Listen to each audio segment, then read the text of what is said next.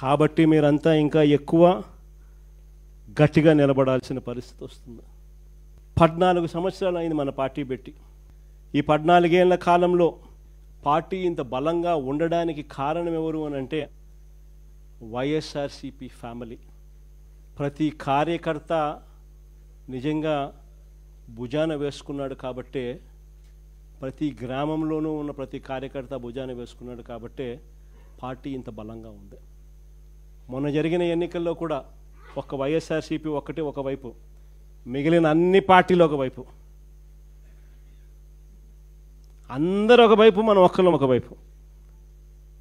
అయినా 40% ఓట్ షేర్తో గట్టిగా నిలబడ్డాం.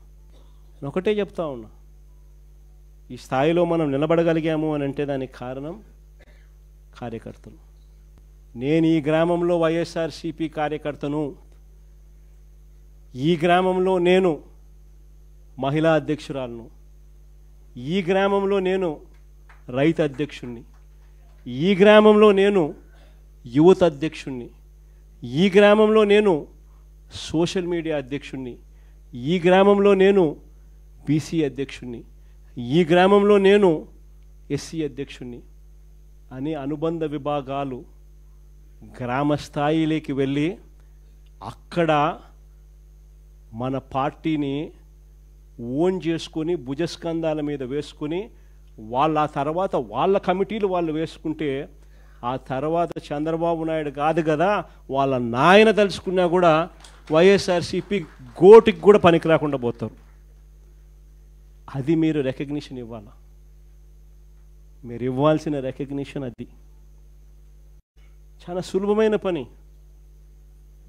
ఇప్పటికే పార్టీని చూస్తే, ఇప్పటికే పార్టీ ఆర్గనైజ్డ్గా ఉన్న తీరును చూస్తే, ఆర్గనైజేషన్ స్ట్రక్చర్ చూస్తే ఇప్పటికే ఒక వ్యవస్థ ఈ 16 నెలల నుంచి ఆల్రెడీ డెవలప్ చేసినాం.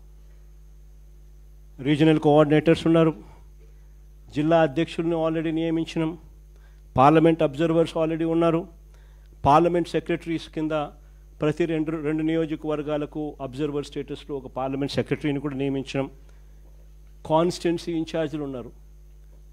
వీళ్ళంతా కూడా డిస్ట్రిక్ట్ కమిటీసు, మండల్ కమిటీసు, గ్రామ కమిటీసు వేసే దిశగా వీళ్ళంతా కూడా అడుగులు వేస్తూ ఉన్నారు. వీరితో పాటు మోస్ట్ ఇంపార్టెంట్ ఏమిటో తెలుసా? అనుబంధ విభాగాలు. అనుబంధ విభాగాలు అన్నది ది మోస్ట్ ఇంపార్టెంట్ థింగ్. ఇది మనకు తెలియని ఓనర్షిప్ ఇస్తుంది. పార్టీ మీద, పార్టీని ప్రేమించే వాళ్ళు ఇది మా పార్టీ అని చెప్పి ఓన్ చేసుకునే ఒక గొప్ప ఓనర్షిప్ ఇస్తుంది ఈ అనుబంధ విభాగాలు. ఈ అనుబంధ విభాగాలను డిస్ట్రిక్ట్ లెవెల్ నుంచి డిస్ట్రిక్ట్ అధ్యక్షుడు, డిస్ట్రిక్ట్ కమిటీసు, వీళ్ళను నుంచి కిందికి next level constituency level. Constituency లెవెల్లో కమిటీస్ వేయాల్సిన పనుల, కాన్స్టిట్యున్సీస్లో అనుబంధ విభాగాలకు సంబంధించిన అధ్యక్షులను వేస్తే చాలు. ఎందుకనంటే వాళ్ళు నియోజకవర్గ స్థాయిలో గ్రామ స్థాయి వరకు సూపర్విజన్ చేస్తారు. దాని తర్వాత మండల స్థాయిలో, మండల్ లెవెల్లో అధ్యక్షులు, అనుబంధ విభాగాల అధ్యక్షులు, వారికి సంబంధించిన కమిటీసు, ఇవి జరుగుతూ ఉండగా గ్రామంలో, గ్రామానికి సంబంధించిన విలేజ్ కమిటీసు, ఈ విలేజ్ కమిటీస్తో పాటు ఆ గ్రామంలో ఈ 7 అనుబంధ విభాగాలు రావాలి. ఈ అనుబంధ విభాగాలకు సంబంధించిన 7 మంది సభ్యులు కూడా ఎక్స్ అఫిషియో సభ్యుల కింద గ్రామ కమిటీకి అనుసంధానం అవుతారు. ఆ తర్వాత ఈ అనుబంధ విభాగాల అధ్యక్షులు గ్రామ స్థాయిలో వాళ్ళు వాళ్ళ కమిటీలు వేసుకుంటారు. అలా కమిటీలు వేసుకున్నాక మనం వీళ్ళందరికీ ఐడి కార్డులు ఇస్తాం.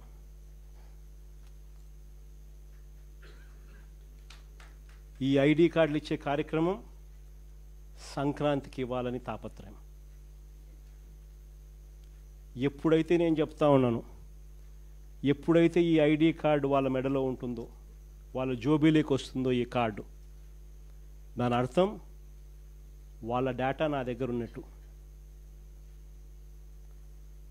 వాళ్ళను సాక్షాత్తు వైఎస్ఆర్సిపి అధ్యక్షుడు గుర్తిస్తూ ఉన్నట్టు, రికగ్నైజ్ చేస్తూ ఉన్నట్టు, వాళ్ళ డేటా మన దగ్గర ఉన్నట్టు. ఆ గుర్తింపు ఎప్పుడైతే ఆ గ్రామ స్థాయిలో ఉన్న వ్యక్తికి ఎప్పుడైతే వస్తుందో అప్పుడు ఈరోజు పార్టీని లీడ్ చేసేది గ్రామ స్థాయిలో అనుబంధ విభాగాలకు సంబంధించిన ఈ అధ్యక్షులు లీడ్ చేయడమే కాకుండా రేపొద్దున మన గవర్నమెంట్ అధికారంలోకి వచ్చిన తర్వాత వాళ్ళను ముందరబెట్టి వాళ్ళకు మంచి చేయడమే కాకుండా ప్రజలకు కూడా వాళ్ళ ద్వారా మంచి చేసే కార్యక్రమం కూడా జరుగుతుంది.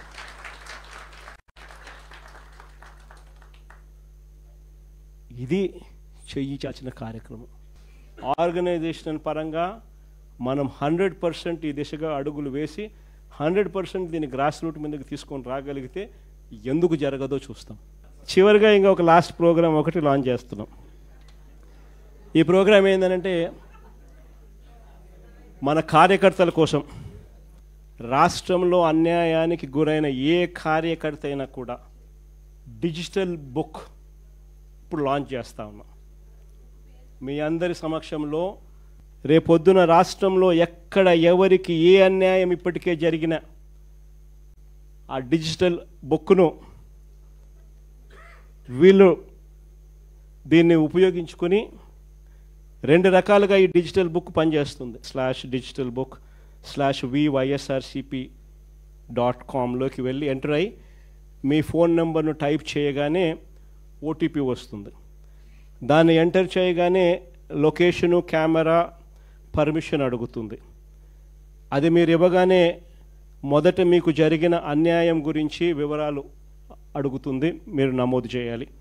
ఆ తర్వాత మీ దగ్గర ఏమైనా ఈ అన్యాయానికి సంబంధించిన ఫోటోగ్రాఫ్స్, ఆధారాలు ఇంకా ఏదైనా అప్లోడ్ చేసే కార్యక్రమాలు కూడా చేయాలి. ఆ తర్వాత అది ఆటోమేటిక్లీ ఆ డిజిటల్ బుక్లో స్టోర్ అయిపోతుంది. ఇది ఒక రకమైన పద్ధతి. రెండో పద్ధతి IVRS విధానం కూడా ఉంది. అంటే ఒక టెలిఫోన్ నెంబర్ 040-491-71718.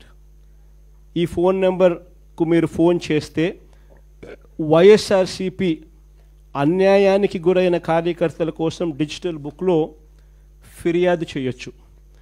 ఫోన్ చేసిన వెంటనే బీప్ సౌండ్ వస్తుంది. వెంటనే ఫిర్యాదు చేయాలనుకున్న వాళ్ళు తమకు జరిగిన అన్యాయము, తాము ఏ నియోజకవర్గం నుంచి చేస్తున్నారో చెప్పాలి. ఆ తర్వాత ఎవరి మీద కంప్లైంట్ చేస్తున్నారో, జరిగిన అన్యాయం ఏమిటో, ఆ వివరాలు ఏమిటో కూడా చెప్పాలి. అలా చెప్పిన వెంటనే ఆ నెంబర్కు కాల్ చేయగానే దశల వారీగా ఏం చేయాలనో గైడెన్స్ ఇస్తూ కంప్లీట్ చేస్తుంది ప్రాసెస్ను. ఇది అన్యాయానికి /vySRCP.com లోకి వెళ్ళి ఎంటర్ అయ్యి మీ ఫోన్ నెంబర్ను టైప్ చేయగానే ఓటీపీ వస్తుంది. దాన్ని ఎంటర్ చేయగానే లొకేషను, కెమెరా, పర్మిషన్ అడుగుతుంది. అది మీరు ఇవ్వగానే మొదట మీకు జరిగిన అన్యాయం గురించి వివరాలు అడుగుతుంది, మీరు నమోదు చేయాలి. ఆ తర్వాత మీ దగ్గర ఏమైనా ఈ అన్యాయానికి సంబంధించిన ఫోటోగ్రాఫ్స్, ఆధారాలు ఇంకా ఏదైనా అప్లోడ్ చేసే కార్యక్రమాలు కూడా చేయాలి. ఆ తర్వాత అది ఆటోమేటిక్లీ ఆ డిజిటల్ బుక్లో స్టోర్ అయిపోతుంది. ఇది ఒక రకమైన పద్ధతి.